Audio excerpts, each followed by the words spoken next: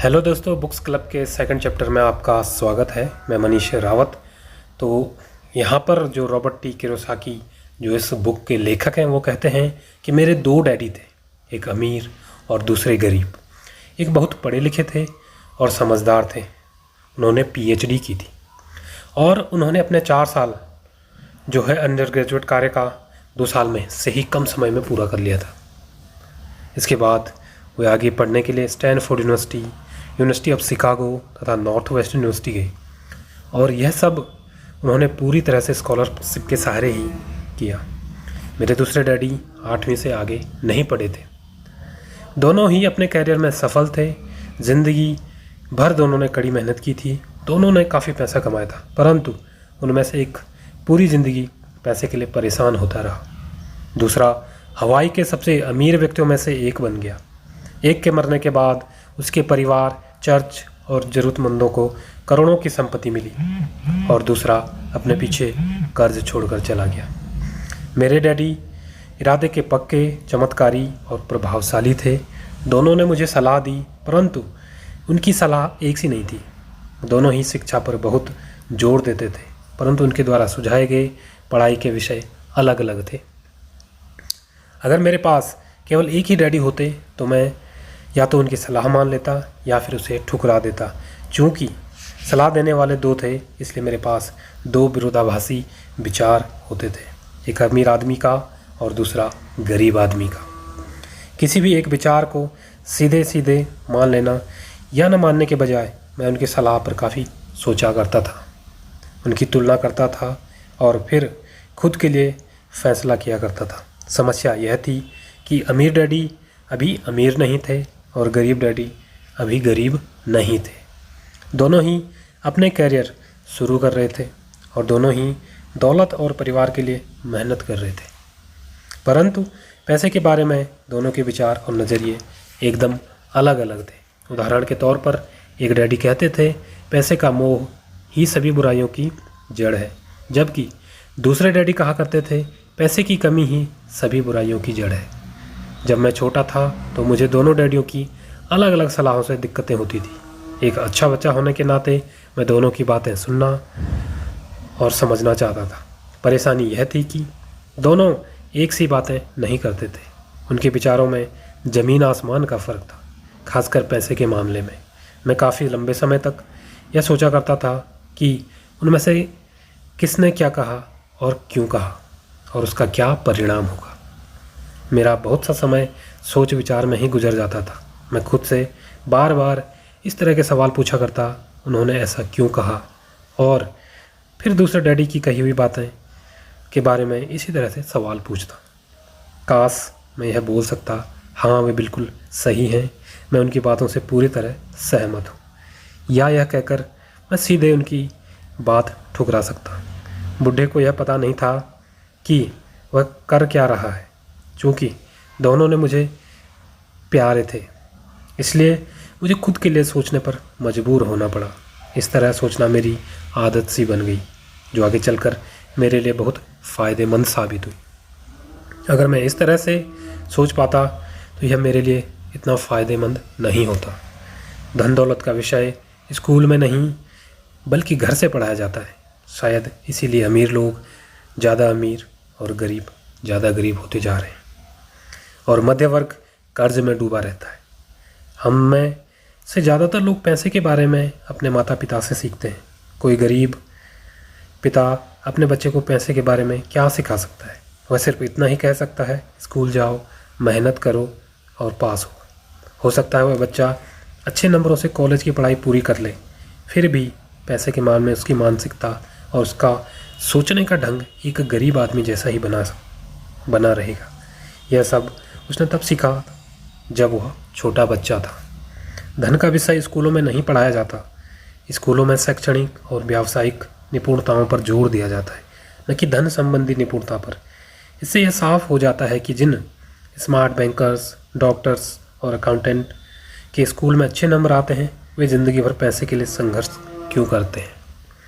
हमारे देश पर जो भी भारी कर्ज लदा हुआ है वह काफ़ी हद तक उन उच्च शिक्षित राजनेताओं और सरकारी अधिकारियों के कारण है जो आर्थिक नीतियां बनाते हैं और मज़े की बात यह है कि वे धन के बारे में बहुत कम जानते हैं।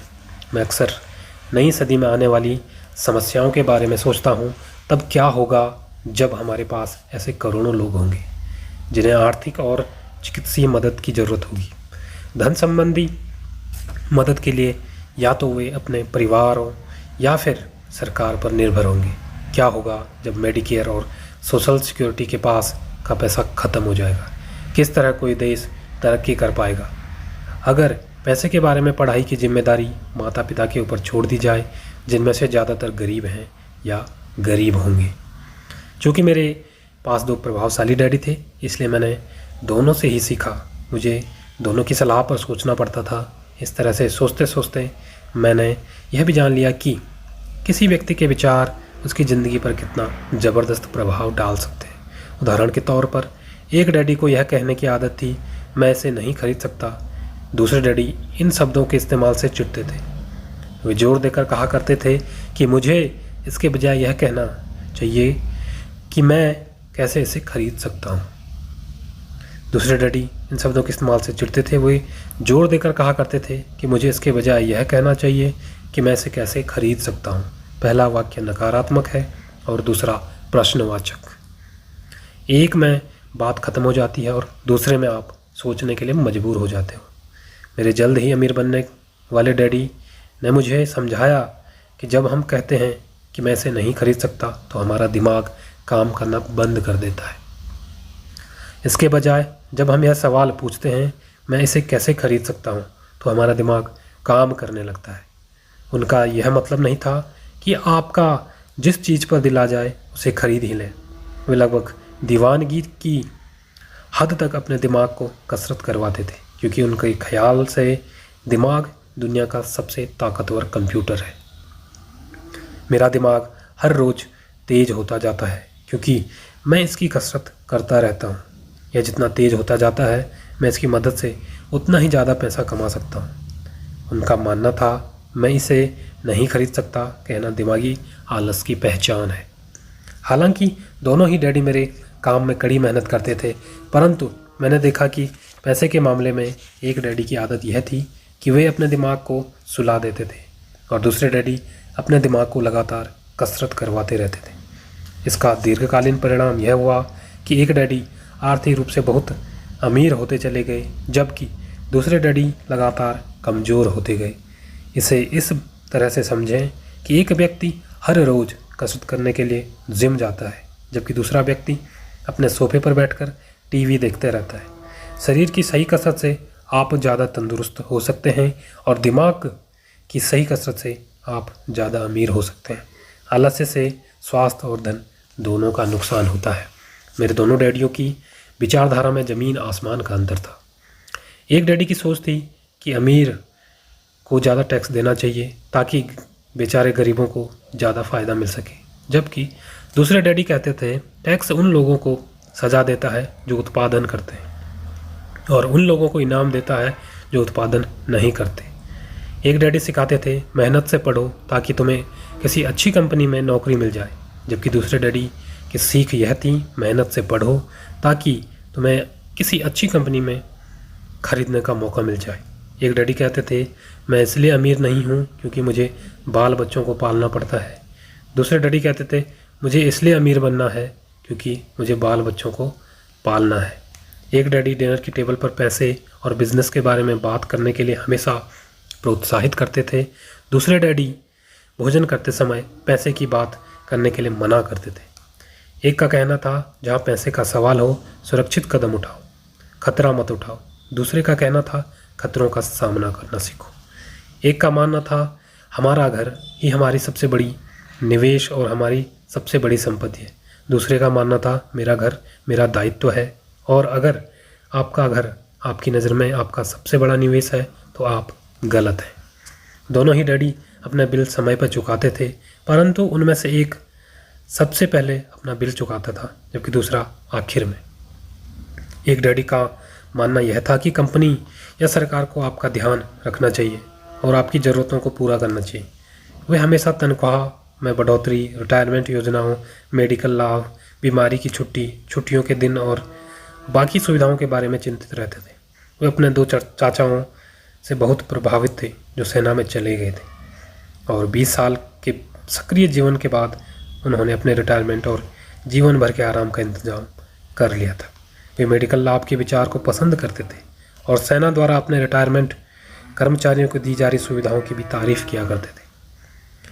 उन्हें विश्वविद्यालय का टेन्योर सिस्टम भी काफ़ी पसंद था। कई बार नौकरी से आजीवन मिल रही सुरक्षा और नौकरी के लाभ नौकरी से ज़्यादा महत्वपूर्ण हो जाते हैं। वे अक्सर यह कहते थे, मैंने सरकार के लिए बहुत मेहनत से काम किया है और इसके बदले मुझे ये लाभ मिलने चाहिए। दूसरे डैडी पूरी तरह से आर्थिक स्वावलंबन में विश्वास करते थे। वे सुविधाभोगी मानसिकता के विरोधी थे। वे यह मानते थे कि इस तरह की मानसिकता लोगों को कमज़ोर और आर्थिक रूप से ज़रूरतमंद बना देती है। उनका दृढ़ विश्वास था कि आदमी को आर्थिक रूप से सक्षम होना चाहिए। एक डैडी कुछ डॉलर बचाने के लिए परेशान रहे, दूसरे डैडी एक के बाद एक निवेश करते रहे। एक डैडी ने मुझे बताया कि अच्छी नौकरी तलाशने के लिए अच्छा सा बायोडाटा कैसे लिखा जाए। दूसरे ने मुझे यह सिखाया कि कैसे मजबूत व्यावसायिक और वित्तीय योजनाएं लिखी जाए जिनसे मैं नौकरियां दे सकूं। दो प्रभावशाली डैडियों के साथ रहने के कारण मुझे यह विश्लेषण करने का मौका मिला कि उनके विचारों को उनके जीवन पर कितना प्रभाव हो रहा है। मैंने पाया कि दरअसल लोग अपने विचारों से ही अपने जीवन की दिशा देते हैं। उदाहरण के तौर पर मेरे गरीब डैडी हमेशा कहा करते थे, मैं कभी अमीर नहीं बन पाऊंगा, और उनकी यह भविष्यवाणी सही साबित हुई। दूसरी तरफ मेरे अमीर डैडी हमेशा खुद को अमीर समझते थे। वो इस तरह की बातें करते थे, मैं अमीर हूँ और अमीर लोग ऐसा नहीं करते। एक बड़े आर्थिक झटके के बाद जब वे दिवालियापन के कगार पर थे, तब भी वे खुद को अमीर आदमी कहा करते थे। वे अपने समर्थन में यह कहते थे, गरीब होने और पैसा न होने में फ़र्क होता है। पैसा पास में न होना अस्थायी होता है, जबकि गरीबी स्थायी है। मेरे गरीब डैडी यह भी कहते थे, मेरे पैसों में कोई रुचि नहीं है या मेरा पैसा महत्वपूर्ण नहीं है। मेरे अमीर डैडी हमेशा कहते थे, पैसे में बहुत ताकत है। हो सकता है हमारे विचारों की ताकत को कभी भी मापा ना जा सके या फिर उन्हें पूरी तरह से समझा ना जा सके। फिर भी बचपन में ही मैं यह समझ गया था कि हम अपने विचारों पर ध्यान देना चाहिए और अपनी अभिव्यक्ति पर भी। मैंने देखा कि मेरे गरीब डैडी इसलिए गरीब नहीं थे क्योंकि वे कम कमाते थे, बल्कि इसलिए गरीब थे क्योंकि उनके विचार और काम गरीबों की तरह थे। दो डैडी होने के कारण बचपन से ही मैं इस बारे में बहुत सावधान हो चला था कि मैं किस तरह से विचारधारा अपनाऊं, मैं किसकी बात मानूं, अपने अमीर डैडी की या अपने गरीब डैडी की। हालांकि दोनों ही शिक्षा और ज्ञान का महत्वपूर्ण मानते थे, परंतु क्या सीखा जाए इस बारे में दोनों की राय अलग अलग थी। एक चाहते थे कि मैं पढ़ाई में कड़ी मेहनत करूं, डिग्री लूं और पैसे कमाने के लिए एक अच्छी सी नौकरी ढूंढ लूं। वे चाहते थे कि मैं एक पेशेवर अधिकारी, वकील या अकाउंटेंट बन जाऊं या MBA कर लूं। दूसरे डैडी मुझे प्रोत्साहित करते थे कि मैं अमीर बनने का रहस्य सीख लूं, यह समझ लूं कि पैसा किस तरह काम करता है और यह जान लूं कि इससे अपने लिए कैसे कमाया जा सकता है। मैं पैसे के लिए काम नहीं करता, इन शब्दों को बार बार दोहराया करते थे। पैसा मेरे लिए काम करता है। 9 वर्ष की उम्र में मैंने यह फैसला किया कि मेरे पैसे के बारे में अपने अमीर डैडी की बात सुनूंगा और उनसे सीखूंगा। यह फैसला करने का मतलब था अपने गरीब डैडी की बातों पर ध्यान न देना। हालांकि उनके पास कॉलेज की बहुत सी डिग्रियां थी जो मेरे अमीर डैडी के पास नहीं थी। तो आज का चैप्टर यहीं पे समाप्त होता है। थैंक यू सो मच सुनने के लिए। मिलेंगे आपको एक नए चैप्टर के साथ। तब तक के लिए जय हिंद, जय भारत।